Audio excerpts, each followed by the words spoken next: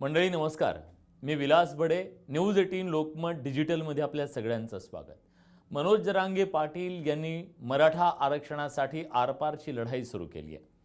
पण या लढाईच्या भोवती अनेक कंगोरे आहेत आणि हे सगळे कंगोरे समजून घेण्यासाठी ही लढाई ज्यांनी सुरू केली, या लढाईमध्ये ज्यांचा प्रत्यक्ष अप्रत्यक्ष सहभाग आहे, वेगवेगळी मतमतांतर आहेत, हे सगळं जाणून घेण्याचा प्रयत्न आपण सातत्यानं करतोय. आणि याच अनुषंगानं आज आपल्यासोबत खास पाहुणे आहेत. आपल्यासोबत आज पाहुणे आहेत संजीव भोर पाटील, ज्यांनी खऱ्या अर्थानं कोपर्डीचं सगळं प्रकरण महाराष्ट्राच्या समोर आणलं, मराठा समाजामध्ये जागृती निर्माण करण्याचं काम केलं. मराठा आरक्षणाच्यासाठीची जी लढाई होती त्या लढाईच्या अग्रस्थानी राहून एक प्रकारे जे आंदोलन उभं राहिलं त्या आंदोलनाच्या मुळाशी ती वेदना अधिकाधिक महाराष्ट्रापर्यंत आणण्याचा त्यांनी प्रयत्न केलेला होता. लाठ्या काठ्या सुद्धा खाल्ल्या. पण आज जेव्हा हे सगळं आंदोलन होतंय तेव्हा ह्या आंदोलनाची दिशा, आंदोलनाच्या मागण्या, आंदोलनाच्या संदर्भातल्या अनेक गोष्टींबद्दल आपण त्यांच्याशी चर्चा करणार आहोत. स्वागत आहे सर तुमचं न्यूज 18 लोकमतच्या कार्यक्रमामध्ये.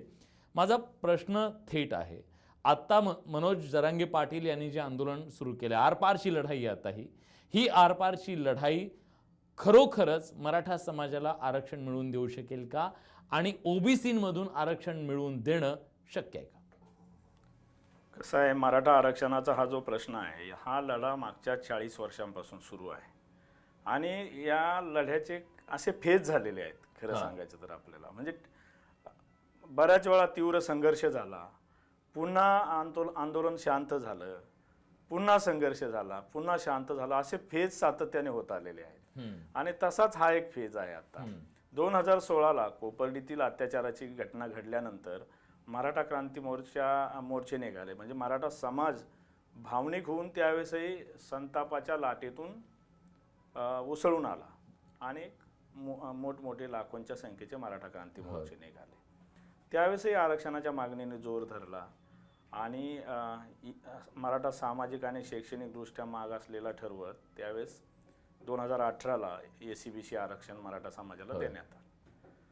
पुन्हा ते उच्च न्यायालय, सर्वोच्च न्यायालय असा प्रवास झाला. सर्वोच्च न्यायालयात ते आरक्षण रद्द झालं आणि मग परत 5-7 वर्ष या सगळ्या प्रक्रियेत थोडेसे शांतपणे संथपणे गेले. जरी समाज शांत असला तरी समाजात एक अस्वस्थता वाढत गेली आणि मनोज जरांगे पाटलांनी दरम्यानच्या काळात आमरण उपोषण पुकारलं. दुर्दैवाने ते उपोषण, त्यांची आंदोलन शांततेतच सुरू होती. त्याच्या आधी 3-4 वेळा त्यांनी आमरण उपोषण केली. मनोज जरांगे पाटील जसं त्यांच्या पद्धतीने आंदोलन करत होते तसेच मराठा समाजाच्या संघटना किंवा संघटनांचे पदाधिकारी, वेगवेगळे नेते हे त्यांच्या परीने प्रयत्न करत होते. पाठपुरावा करणं असेल, न्यायालय इंटरव्हेन्शन करणं असेल, असं सगळ्या मार्गांनी. मनोज जरांगे पाटलांचं हे उपोषण मला वाटतं 6वं-7वं असेल.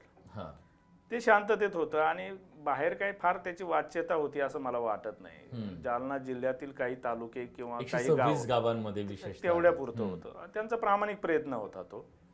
दुर्दैवाने तो जो लाठीचार्ज झाला, लाठीचार्ज झाल्यामुळं मीडियाने त्याची दखल घेतली आणि तिथे जे काही मराठा बांधव होते, भगिनी होत्या, त्यांची डोकी फुटली. रक्तबंबाळ झालेल्या अवस्थेतले समाज बांधव जेव्हा महाराष्ट्रातल्या उर्वरित समाजाने बघितले आणि मग समाज संतापून रस्त्यावर उतरला. म्हणजे प्रत्येक वेळी बघा, 2016लाही मराठा समाज रस्त्यावर उतरला. कोणत्या कारणाने उतरला? कोपर्डी अत्याचाराची घटना घडली आणि संतापून समाज रस्त्यावर उतरला. आताही तो लाठीचार्ज झाला, संतापून समाज रस्त्यावर उतरला. म्हणजे जेव्हा जेव्हा समाजाच्या अस्मितेचा विषय येतो, भावनेचा विषय येतो, तेव्हा समाज रस्त्यावर उतरतो. इतर वेळी आमच्यासारखे अनेक कार्यकर्ते, पदाधिकारी, संघटना सातत्याने आरक्षण लढत राहतात, पण तेवढा प्रतिसाद समाजाचा सतत मिळत नाही. समाज आपल्या जगण्याचे जे काही प्रश्न आहे त्याच्यात गुरफटून गेलेला असतो. पण असं काहीतरी भावनिक कारण घडलं की समाज रस्त्यावर उतरतो. ही पुन्हा पुन्हा असं झालेलं आहे. हे अण्णासाहेब पाटलांपासून हे उदाहरण आहे, अगदी 1980 पासून. आणि मग हे लिमिटेड क्षेत्रापुरतं असलेलं हे आंदोलन महाराष्ट्रभर पोहोचलं. मनोज जरांगे पाटलांचं आंदोलन आणि त्यांची मागणी ही मराठवाड्यापुरती होती सुरुवातीला. उर्वरित महाराष्ट्राचं त्यांची सगळी निवेदनं जर आपण बघितली तर संपूर्ण महाराष्ट्रातल्या समाजाच्या आरक्षणाचा त्यांचा विषय नव्हता. 2 प्रकारच्या मागण्या एकतर त्यांनी केल्या सुरुवातीला. मराठवाड्यातील मराठा बांधवांना कुणबीची प्रमाणपत्र देण्यात यावी असं एक मागणी होती. आणि तत्कालीन निजाम स्टेटमध्ये म्हणजे हैदराबाद स्टेटमध्ये मराठा समाज ओबीसी मध्ये होता त्या लिस्टमध्ये. नंतर तो आंध्रमध्ये गेला, तिथेही ओबीसी मध्ये होता मराठा समाज. मग नंतर ते जो भाग महाराष्ट्रात आला, मराठवाड्यात 8 जिल्हे, इकडे येताना मात्र तो ओबीसी गणला गेला नाही, तो मराठा म्हणून गणला गेला. आणि म्हणून तिकडे जे स्टेटस होतं मराठा समाजाचं ते तसंच मिळावं अशी त्यांची मागणी होती.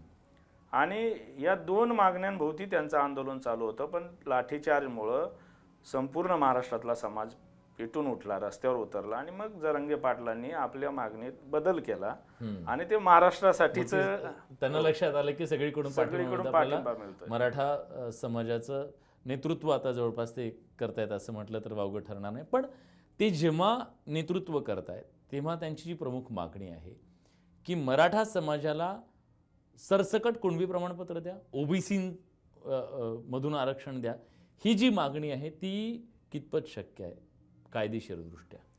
हां, इथेच खरं मला वाटतं त्यांच्याकडनं, आता मी त्यांच्यापेक्षा आधीपासून या चळवळीत आहे, ते प्रामाणिकपणे काम करणारे कार्यकर्ते आहेत. आम्ही बऱ्याच आंदोलनात आम्ही एकत्रितही आंदोलनं केलेली आहेत.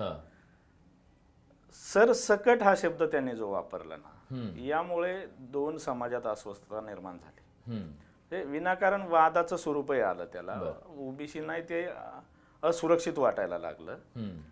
खरं तर 2004 पासून मराठा कुणबी, कुणबी मराठा असे ज्यांच्या जुन्या नोंदी आढळतात त्यांना 83 नंबरच्या कुणबीचं जे आरक्षण आहे लिस्ट मधलं, तर ते घ्यायला कुठेही अडथळा येण्याचं काही कारण नाही. तो त्यांचा कायदेशीर हक्क आहे. मराठा कुणबी, कुणबी मराठा अशा जुन्या नोंदी आढळल्यास मग तिथे काही अडचण नव्हती. पण अशा नोंदी नसताना फक्त मराठा म्हणून असेल तरी अशी कुणबीची प्रमाणपत्र द्या, ही जी त्यांची मागणी आहे ही खरं तर वाद निर्माण करणारी आहे.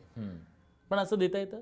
असं देता येणार नाही. सैद्धांतिक दृष्ट्या आणि वैचारिक दृष्ट्या त्यांचं ते बरोबर आहे. मराठा समाज कुणबी म्हणजे शेती करणारा आहे, शेती करणारा म्हणजे कुणबी, ही सैद्धांतिक दृष्ट्या किंवा वैचारिक दृष्ट्या फिलॉसॉफिकली ते बरोबर आहे. पण आज जेव्हा भारतीय राज्यघटनेनुसार आपल्या देशाचा कारभार चालतो, देश स्वतंत्र झाल्यानंतर, तेव्हा काही कार्यपद्धती, कार्यप्रणाली ठरल्या गेल्यात, त्यात ते बसत नाही. म्हणजे तुकाराम महाराजांच्या काळातलं उदाहरण आपण देतो, बरे झालो देवा कुणबी झालो, नाहीतर दंभेची असतो मेलो. म्हणजे आज जे मोरे देऊचे मोरे पाटील समजतात स्वतःला, त्यांचे पूर्वज तुकाराम महाराज तर कुणबी म्हणून घेत होते. छत्रपती शिवाजी महाराजांचा तसा संदर्भ आहे. महात्मा ज्योतिराव फुलेंनी कुळवाडीच म्हटलेला आहे सगळ्यांना. पण ते झालं इतिहासातलं. त्यानंतर भारत स्वतंत्र झाला, भारतीय राज्यघटना अस्तित्वात आली, त्यानंतर अनेक आयोग झाले, मंडल आयोग झाला, त्यानंतर इंदिरा साहनीचा निकाल 1992 आला. इंदिरा साहनीचा 9 जजेसचं बेंच असलेला सर्वोच्च न्यायालयाचा निकाल, हा निकाल भारतीय आरक्षणाच्या इतिहासात फार महत्वाचा आहे. बरोबर. या निकालात जी काही कार्यपद्धती ठरवून दिलेली आहे, ओबीसीत कुणाला घ्यायचं, त्याचे निकष काय असतील, त्यात प्रामुख्याने जो निकष आहे राज्य मागासवर्ग आयोग जो आहे, हा निकष इंदिरा साहनीने चांगल्या पद्धतीने डिफाईन करून दिलेला आहे की आता यापुढे कोणाला ओबीसीत यायचं असेल तर राज्य मागासवर्ग आयोगाकडून त्याचं सर्वेक्षण झालं पाहिजे, त्यांना शिफारस असली पाहिजे, त्यांचं सामाजिक शैक्षणिक मागासलं पण सिद्ध झालं पाहिजे आणि मग त्यांना ओबीसीत येता येईल. मग माझा मुद्दा तोच आहे, अगदी पॉइंटेड तुम्ही सांगितलं की राज्य मागासवर्ग आयोग ज्याला सैद्धांतिक आधार आहे समजा, किंवा जे आता त्या आयोगाने सांगितलेलं आहे की मराठा समाज शैक्षणिक आणि आर्थिकदृष्ट्या मागास आहे, सामाजिकदृष्ट्या तो मागास आहे हे त्यांनी सांगितलेलं आहे. मग अशा परिस्थितीमध्ये त्याचा आधार घेऊन ओबीसीमध्ये देता येऊ शकतं? देता आलं असतं, पण उच्च न्यायालयात सामाजिक आणि शैक्षणिक मागासले पण यावर उच्च न्यायालयाने शिक्कामोर्तब केलं. मराठा आरक्षणावर शिक्कामोर्तब केलं 2018ला दिलेल्या. मात्र सर्वोच्च न्यायालयात हे आरक्षण टिकलं नाही ना. सर्वोच्च न्यायालयाने अगदी आपल्याला मी प्यारा वगैरे सांगू शकेल की काय काय नोंदी केलेल्या आहेत, आणि ह्या मला वाटतं जरांगे पाटील असतील किंवा मराठा कार्यकर्त्यांनी ह्या नोंदी गांभीर्याने घेतल्या पाहिजेत. सर्वोच्च न्यायालयाने केलेल्या नोंदी ह्या फार महत्वाच्या आहेत.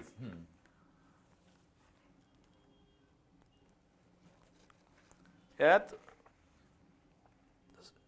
पान क्रमांक 205 सर्वोच्च न्यायालयाची जी ऑर्डर आहे दिनांक 21/5/2021 सर्वोच्च न्यायालयाने मराठा आरक्षण रद्द करताना दिलेला जो निवाडा आहे त्यात पान क्रमांक 205 म्हणजे प्यारा क्रमांक 238 वर सर्वोच्च न्यायालय काय म्हणतंय, मराठा ही राजकीय वर्चस्व असलेली जात आहे. हे सर्वोच्च न्यायालयाचं शिक्कामोर्तब आहे. आणि मराठा समाज राष्ट्रीय जीवनाच्या मुख्य प्रवाहात असल्याने इंदिरा साहनीच्या परिच्छेद क्रमांक 810 मध्ये सांगितल्याप्रमाणे निकषांची पूर्तता होत नाही. हे पॅरा क्रमांक 238 वर सांगितलं. पुढे पान क्रमांक 209 पॅरा क्रमांक 243 वर सर्वोच्च न्यायालय काय म्हणतं, मराठा हा प्रबळ पुढारलेल्या वर्गात मोडतो व राष्ट्रीय जीवनाच्या मुख्य प्रवाहात आहे. सामाजिक आणि शैक्षणिक मागासले पण केव्हा सिद्ध होतो, तो समाज राष्ट्रीय जीवनाच्या मुख्य प्रवाहात नसला पाहिजे. म्हणजे हे सिद्ध झालं पाहिजे.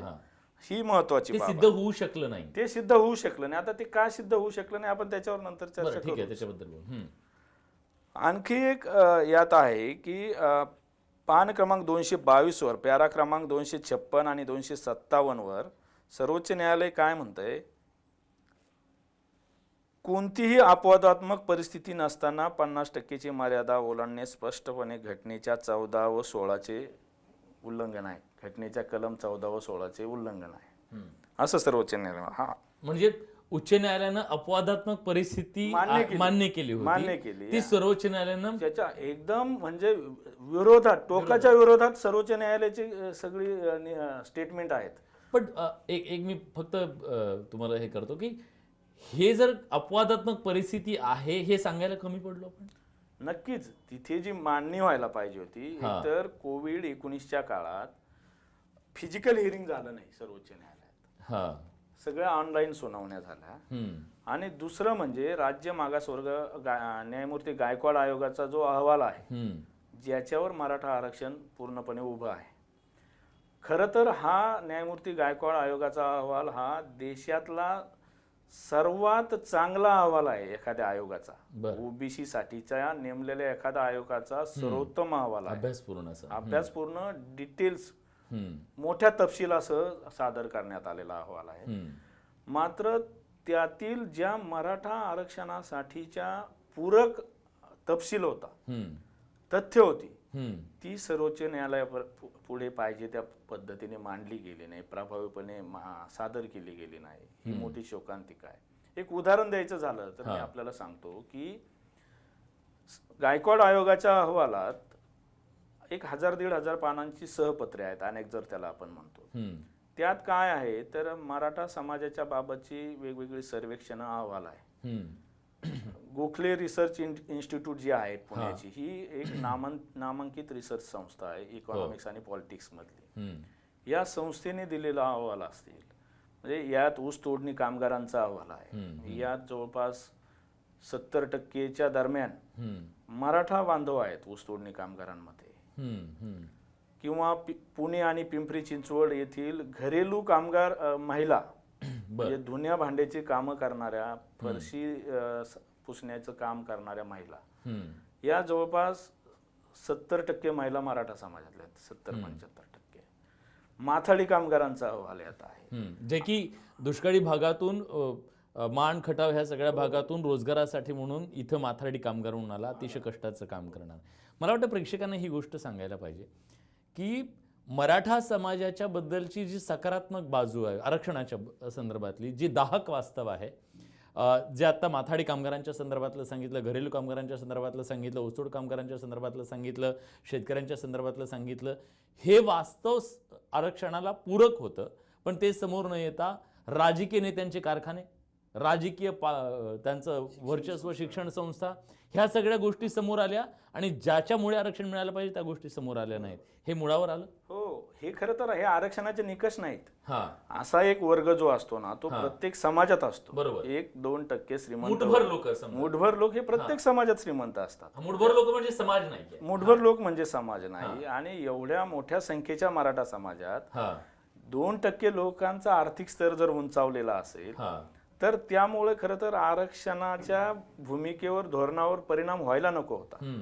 मात्र ज्या पद्धतीने सर्वोच्च न्यायालयात ही बाजू मांडली गेली पाहिजे होती ती मांडली गेली नाही. म्हणजे विरोधकांनी त्यांचं काम केलं. खरं तर आमदार, खासदार असणं, कारखानदार असणं, शिक्षण संस्था असणं हा काही क्रायटेरिया नाही, हा काही निकष नाही. कुठल्याही आयोगाला हा टर्म्स अँड रेफरन्स सुद्धा नसतो सर्वेक्षणासाठीचा. मात्र विरोधकांनी तो मांडला, त्याचं भांडवल केलं. पण दुसऱ्या बाजूने ही जी मी आता सांगितलं की जे मराठा आरक्षणाच्या बाजूचे जे अहवाल होते, सर्वेक्षण होती, हे ॲनेक्झर, हे सहपत्र भाषांतर करून सादर केली गेली नाहीत. सर्वोच्च न्यायालयाने, म्हणजे हे सर्वोच्च न्यायालयापर्यंत गेलंच नाही, सर्वोच्च न्यायालयाने मागणी केली की आम्हाला हे भाषांतरित करून द्या. हे अहवाल भाषांतरित करून हे सादर केले गेले नाहीत. आता मुख्यमंत्री एकनाथजी शिंदे यांनी सक्त सूचना, आदेश देऊन हे सगळं भाषांतरित करण्याचं काम युद्ध पातळीवर राबवण्यात आलं आता. म्हणजे ही फार मोठी चूक आहे. जे बाजूचं होतं ते जर जाणार नसेल तर सर्वोच्च न्यायालय टोकाच्या विरोधातले निकाल का देणार नाही? पण हे समोर का येत नाही? मग या बाबी ज्या आहेत, ज्या प्रशासकीय पातळीवर ज्या चुका झालेल्या आहेत, घोडचुका म्हणूया आपण ह्याला, कारण लाखो नाही कोट्यवधी लोकांच्या स्वप्नांशी खेळण्याचा हा प्रकार होता. ही अशा जर घोडचुका झालेल्या असतील. खरं तर मराठा आरक्षण हा विषय सामाजिक प्रश्न आहे. हो. आणि मग जेव्हा हे फॅक्ट्स आम्ही मांडायला जाऊ, समजा आता मी सांगितलं हे कोणाच्या काळात झालं, तर सन्माननीय उद्धवजी मुख्यमंत्री असताना महाविकास आघाडीचं जे सरकार होतं त्या काळात ह्या सर्वोच्च न्यायालयातल्या सुनावण्या झाल्या. 5 मे 2021ला सर्वोच्च न्यायालयाचा मराठा आरक्षण रद्द करणारा निकाल आला. त्यावेळेस कोण मुख्यमंत्री होतं राज्याचे? उद्धवजी होते. मराठा आरक्षण उपसमितीचे अध्यक्ष सन्माननीय अशोकराव चव्हाण होते, अनुभवी होते, मुख्यमंत्री राहिलेले होते. मग त्यांना हे भाषांतरित करून सादर करता आलं नाही का, किंवा त्यांनी का गांभीर्याने घेतलं नाही? ह्या जर गोष्टी आज आम्ही सांगायला गेलो तर मग आम्ही याचं राजकीय भांडवल करायचा प्रयत्न करतो, म्हणून आम्ही बोलत नाही. आज आपण प्रत्यारोप होती, आम्हाला त्यात जायचं नाही म्हणून आम्ही ह्या गोष्टी बोलत नाही. पण एक महत्त्वाचा मुद्दा, आता मी पुन्हा त्या मूळ मुद्द्यावर जिथून आपली चर्चा सुरू झाली, ओबीसीमध्ये जर आपण गृहीत धरू आता की गायकवाड समितीचा अहवाल आपल्या हाताशी आहे, जर राज्य सरकारला जर त्याचा निर्णय घ्यायचा असेल, आणि आता शिंदे साहेबांच्या, संदीप शिंदे यांच्या नेतृत्वाखाली पुन्हा समिती आहे, त्या समितीच्या काही शिफारशी आल्याने जर आपण असं गृहीत धरू की ओबीसी मधून आरक्षण, टिकणारं आरक्षण आता ओबीसीमधूनच मिळू शकतं आणि म्हणून ते ओबीसीमधून दिलं जावं अशी जी मागणी होती, गृहीत धरा की हे असं आरक्षण द्यायचा निर्णय झाला, तर मराठा समाजाची एकूण लोकसंख्या, त्या लोकसंख्येच्या तुलनेत मिळणारं आरक्षण हे शक्य आहे का?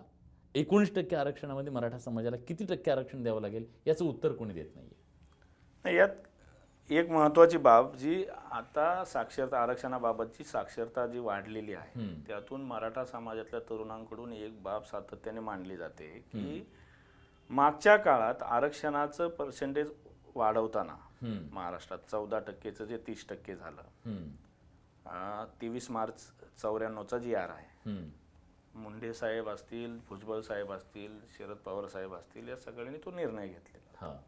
आणि मंडल आयोगाच्या नंतरचा हा निर्णय आहे.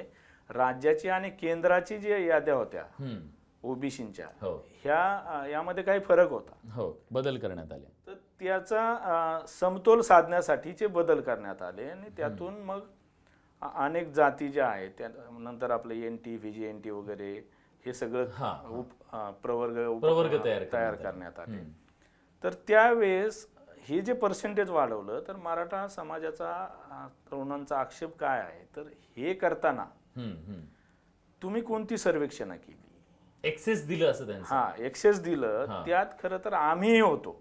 म्हणजे हा जो दावा आहे हा मान्य करण्या इतपत आहे तसा, परंतु त्यावेळेस ते शक्य का झालं त्याचं कारण असं पण आहे. तेव्हा विदर्भातला जो कुणबी आहे तो आलायच की, बरोबर ओबीसी मध्ये आलायच की कुणबी. विदर्भातला आला, त्यानंतर पश्चिम महाराष्ट्र उत्तर महाराष्ट्रातलाही आला उत्तर नंतरच्या महाराष्ट्रातला काळात. पण. मग कारण तो दावा 99 ला नाही खत्री केला. आयोग आला, त्यानंतर खत्री आयोग आला 99 ला. मग आता ते 19% कुणबी आहे याचा अर्थ मराठा आहेच ना. हो, मग आता त्या जरांगे पाटलांचं म्हणणं तेच येतं की कुणबी आहे म्हणजे मराठा आहे आम्ही, फक्त मराठा म्हणून जे आहेत ना त्यांना त्याच्यात इन्क्लूड करा.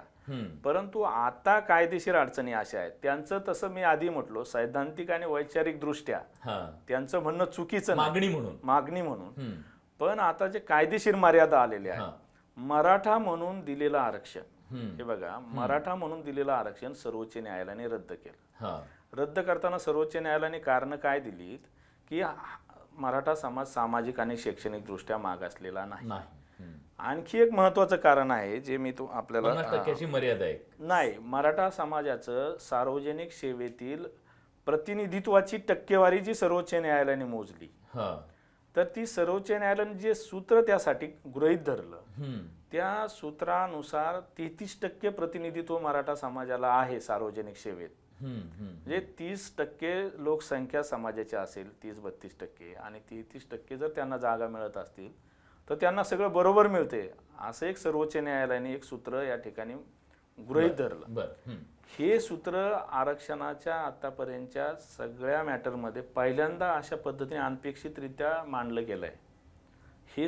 हे सूत्र हे एक मराठा समाजाचं आरक्षण रद्द करण्यातलं एक प्रमुख कारण. पण कुणी मांडलंय हे सूत्र?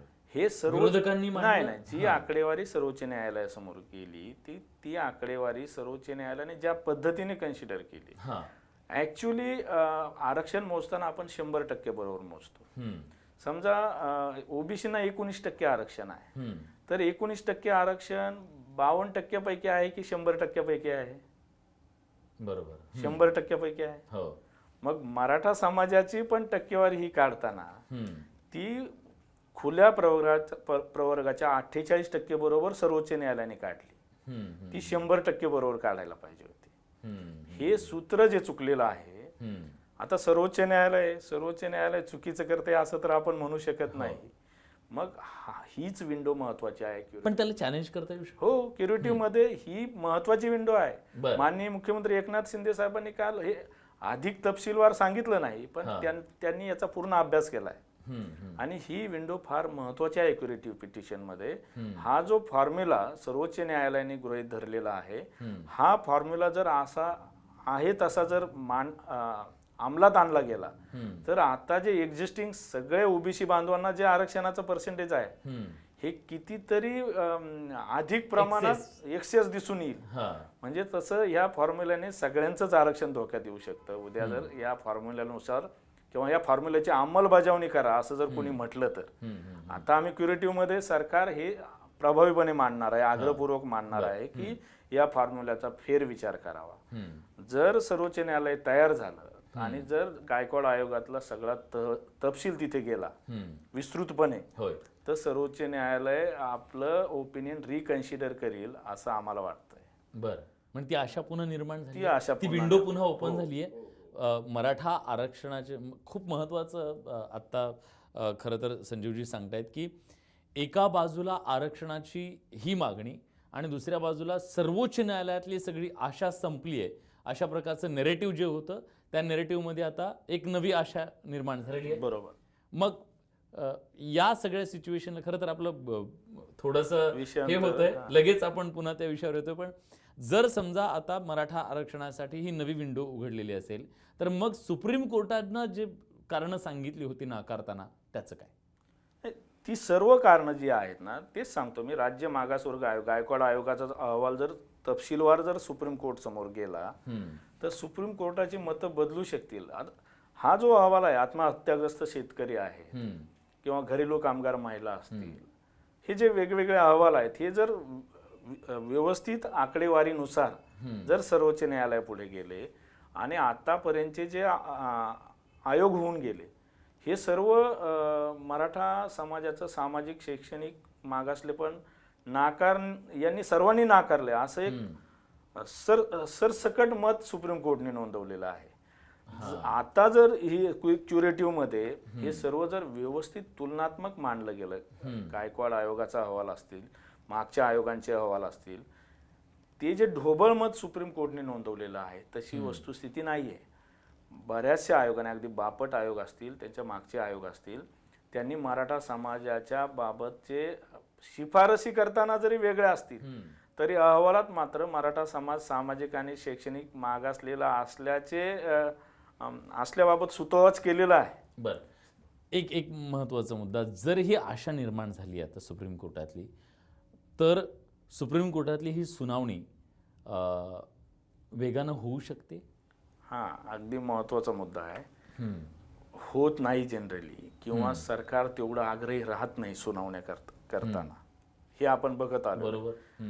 अशा वेळी आंदोलनाची गरज असते. हो. आंदोलक रस्त्यावर उतरले किंवा संख्येची ताकद दिसली तर सरकार नावाची यंत्रणा पळते.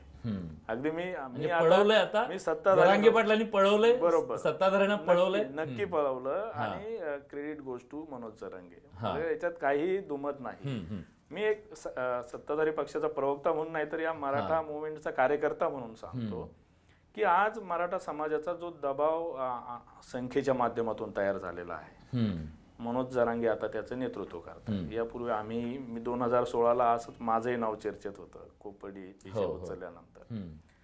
तर हा दबाव कायम ठेवून एकदम टोकाची भूमिका घेतली गेली नाही पाहिजे. आज जर तुम्ही लगेच आमरण उपोषण सुरू करताय तर एखाद्या घाई झाली, जास्त घाई झाली, मर्यादा येतात ना.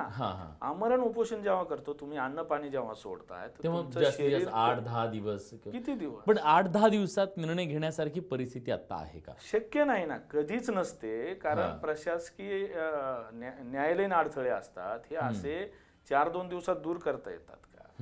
आता तुम्हीच बघा, सत्ताधारी पक्ष आणि विरोधी पक्षातले आमची आमदार अपात्रतेचं खटला सुरू आहे. कुणी कितीही घाई केली तरी एका मर्यादेपेक्षा जलद गतीने तो चालवणं शक्य होतंय का? होत नाही. न्यायालय न्यायालयाच्या पद्धतीने काम करतं. न्यायालय समोर किती लोक रस्त्यावर उतरलेत का, कोण आमरण उपोषण करतंय का, असं बघून न्यायालय काम करत नाही. आणि केलंही नाही पाहिजे न्यायालयाने. त्यातून न्यायालयाचा तटस्थपणा हा अबाधित राहायला पाहिजे. बरोबर. अशा परिस्थितीत एवढी घाई करण्यापेक्षा मनोज जरांगे एक आमचा लहान भाऊ म्हणून मला असं वाटतं की त्यांनी याचा विचार केला पाहिजे. हा दबाव आपला असाच ठेवून एकदम टोकाची आंदोलनाची भूमिका, आमरण उपोषण म्हणजे टोकाचं झालं नाही, याच्या पुढचा पर्याय काहीच नाही ना. हो, मग शेवटचं अस्त्र त्यांनी उगारलं. याच्या आधी काही गोष्टी करता येऊ शकल्या. फॉर उदाहरणादाखल गावबंदी सारखं एक त्यांनी अस्त्र उगारलेलं आहे. समजा की नेत्यांना गावबंदी आहे, पुढचे काही महिने अशा प्रकारची परिस्थिती, किंवा इतर सुद्धा काही गोष्टी आहेत. निवेदनं तर आता खूप जुनी झाली समजा, पण बाकी गोष्टी. आणि सगळ्यात अस्त्र जर सरकार ऐकायलाच तयार नाही, सरकार दखलच घ्यायला तयार नाही, तर मग आमरण उपोषण असं काही हरकत नाही. मनोज जरांगे हे मराठा समाजाचे नेते म्हणून पुढे आलेले आहे, त्यांचं नेतृत्व. त्यांनी जर त्यांच्या या दबावातून जर पाठपुरावा करून जर हे विषय पुढे न्यायचा प्रयत्न केला काही दिवस, तर सरकारला काम करावं लागणार आहे, पळावं लागणार आहे. भविष्यात निवडणुका आहेत, प्रश्न हा सुद्धा 40 दिवसात काय केलं हा सवाल विचारतायत. 40 दिवसाचा जो विषय आहे ना, तर तो कुणबी प्रमाणपत्रांच्या संदर्भातला होता. हा विषय कसा आहे नीट समजून घ्या. मराठवाड्यातल्या मराठा बांधवांना कुणबीची प्रमाणपत्र दिली जात नव्हती, आतापर्यंत दिली जात नव्हती. म्हणजे जी दिली गेली पाहिजे होतं 2004च्या निर्णयानंतर. मात्र मराठवाड्यातलं जे रेकॉर्ड आहे ते, हा भाग हैदराबाद स्टेटमध्ये असल्यामुळे, निजाम स्टेटमध्ये असल्यामुळे त्याच्या नोंदी इकडे उर्वरित महाराष्ट्रात ज्या सहजासहजी मिळतात त्या पद्धतीने या नोंदी पुढे येत नव्हत्या, आल्या नव्हत्या. आणि मग तिथे कुणीही अशी कुणबीचे प्रमाणपत्र काढण्याचा प्रयत्न केला तर ते डिनाय केलं जायचं, नाकारलं जायचं, किंवा प्रशासनातून तेवढा सकारात्मक प्रतिसाद मिळत नसायचा. म्हणून मनोज जरांगेंच्या आंदोलनाची मुख्यमंत्री एकनाथजी शिंदे यांनी दखल घेतली आणि विधानसभेतून घोषणा केली की मराठवाड्यातल्या लोकांना कुणबीची प्रमाणपत्र देण्यासाठी समिती नेमू आपण. अपर मुख्य सचिवांच्या अध्यक्षतेखाली समिती नेमू. सकारात्मक निर्णय त्यांच्याच आंदोलनाला प्रतिसाद देत सरकारने घेतला. तर या समितीने 3 महिन्यात, त्यांना 3 महिन्याची मुदत दिली होती. मनोज जरांगेंचंही सरकारच्या बाबतीत असं मत का होऊ शकलं असेल त्याची ही कारणं आहेत खरं तर. निर्णय विधानसभेत जाहीर झाला. निर्णय जरी विधानसभेत जाहीर झाला तरी त्याचा GR प्रत्यक्षात काढायला काही वेळ जातो. कारण हे टेबल टू टेबलची प्रक्रिया आहे. त्यात वेळ गेला. त्या समितीचा GR निघाला. नितीन करीर साहेब त्या समितीचे अध्यक्ष केले गेले. नंतर काय झालं की अजितदादांची सरकारमध्ये एंट्री झाली. मग तिथे नितीन करीर साहेबांची बदली झाली. नंतर त्या समितीवर देवरा साहेब आले. यातही वेळ गेला. या सगळ्या प्रक्रियेत 3 महिने संपले. मनोज जरांगेंची मुदत संपली. मग त्यांचं एक असं समज होण्यास हे मोठं कारण आहे की मग माझ्या विषयावर काम काय करतंय सरकार, काम करत नाही सरकार, ही मानसिकता. खरं तर सरकारने खूप चांगला प्रतिसाद त्यांना दिला होता समिती नेमून, जे आतापर्यंत कधीच झालं नाही. पण आता ह्या समिती सरकार म्हणजे त्यांचा मुद्दा हा सुद्धा बरोबर आहे ना की सरकारनं आमच्याकडून 1 महिना वेळ मागितला, आम्ही 40 दिवस दिले.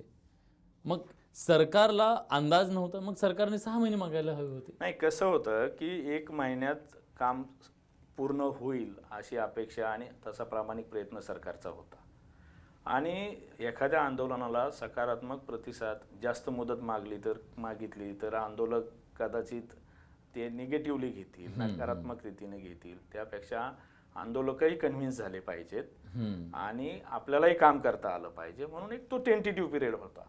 असं एकदम पिन पॉइंट प्रोग्राम सरकार अशा बाबतीत देऊ शकत नाही. कारण कागदपत्र शोधायची जी कधी शोधली गेली नाहीत. कोणत्याच सरकार, यापूर्वीच्या कोणत्याच सरकारच्या काळात जे जुने रेकॉर्ड्स तपासले गेले नाहीत ते आता शिंदे सरकारच्या काळात तपासले जात आहेत. त्यांचा तो प्रामाणिक भूमिका होती का 1 महिन्याच्या आत ते करू आपण.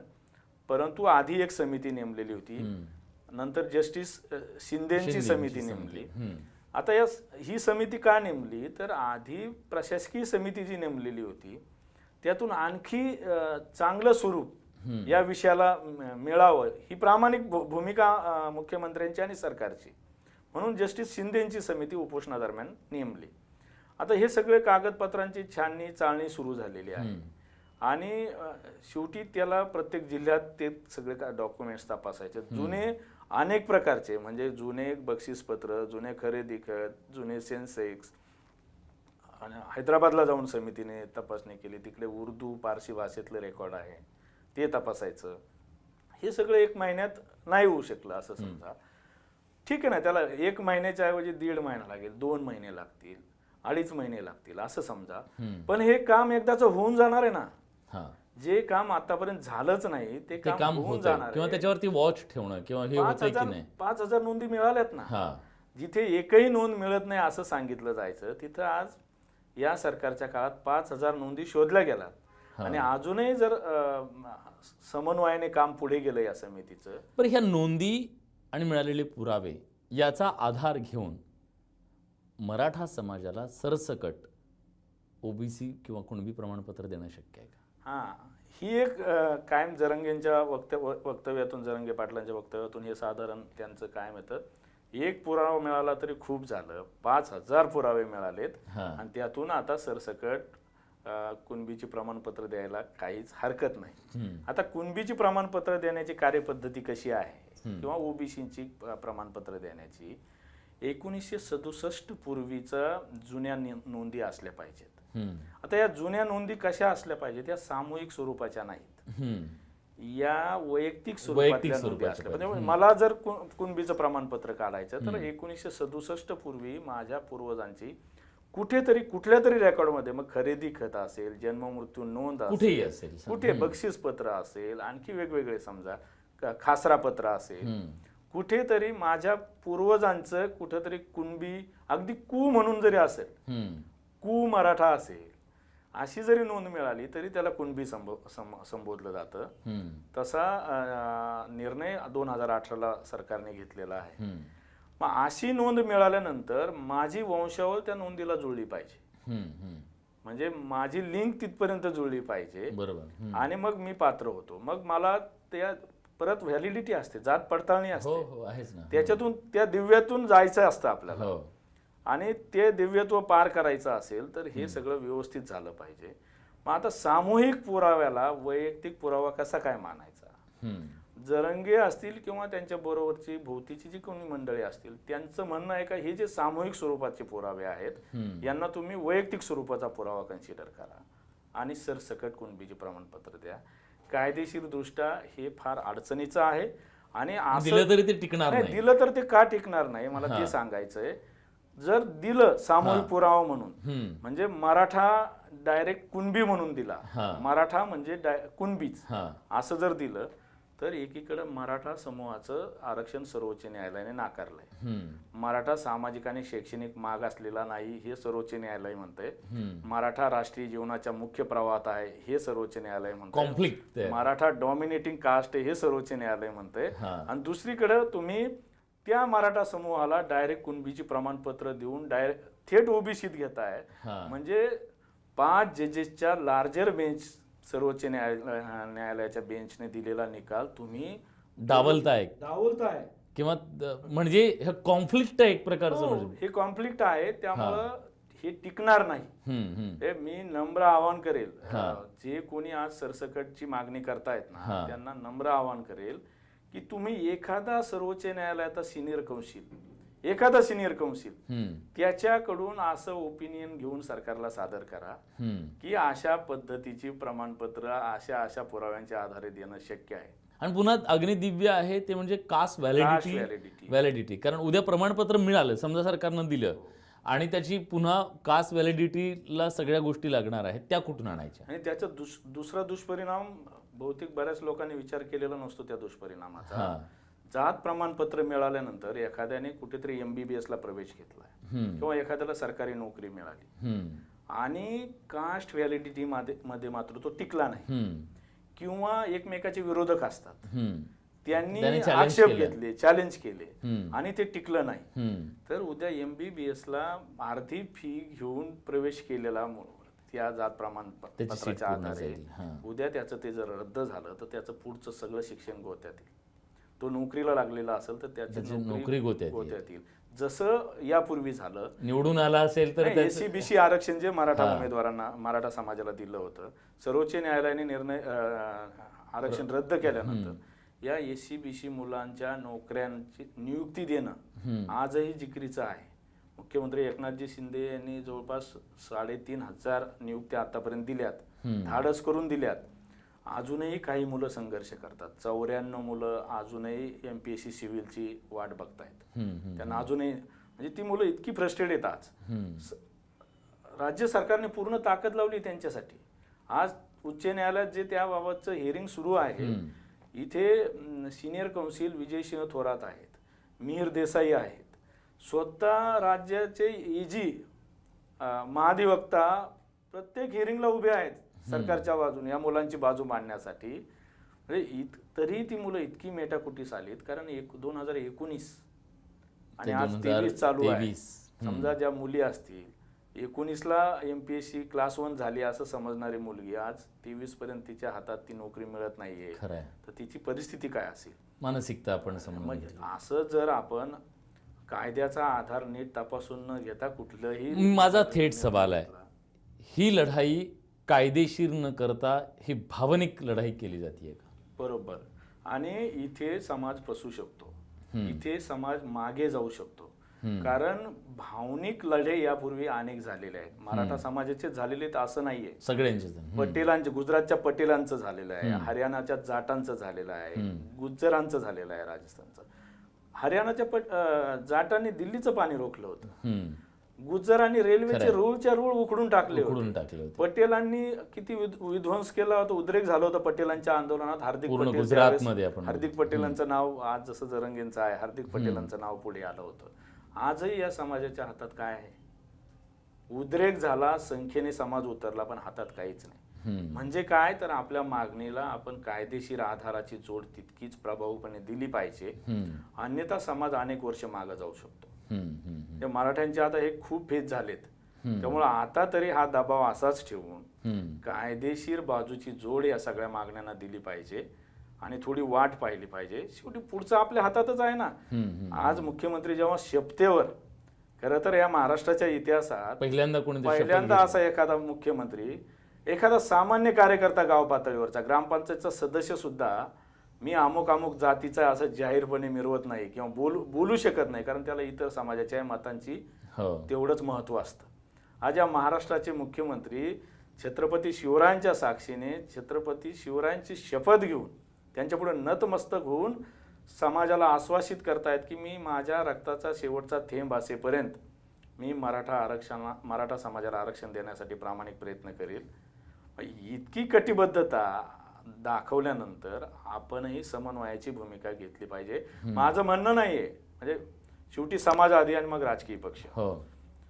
आंदोलनाचा दबाव असू द्यात, आपल्या मागण्यांचा रेटाच सुरू असू द्यात, पण कायदेशीर बाजू दुर्लक्षित करू नका. जे आम्ही 2016ला केलं होतं, मराठा क्रांती मोर्चे जेव्हा सुरू झाले तेव्हा सरकार बरोबर बोलायचंच नाही, चर्चाच करायची नाही, असा एक सोशल मीडिया ट्रेंड होता मराठा समाजात. जो कोणी बोलायचं म्हणेल त्याला लक्ष केलं जायचं, तो ट्रोल व्हायचा. आणि आमच्या सारखे समविचारी जे कार्यकर्ते अनेक वर्ष ज्यांना काम करत आले सातत्याने, कागदोपत्रीचं पण काम, नुसतं रस्त्यावरचं नाही, तर आमचं एक मत होतं की जर समाजाला आरक्षण द्यायचं असेल तर आयोग असला पाहिजे, आयोग नेमला गेला पाहिजे, आयोगाने सर्वेक्षण केलं पाहिजे, आयोगा थ्रू हा विषय पुढे गेला पाहिजे.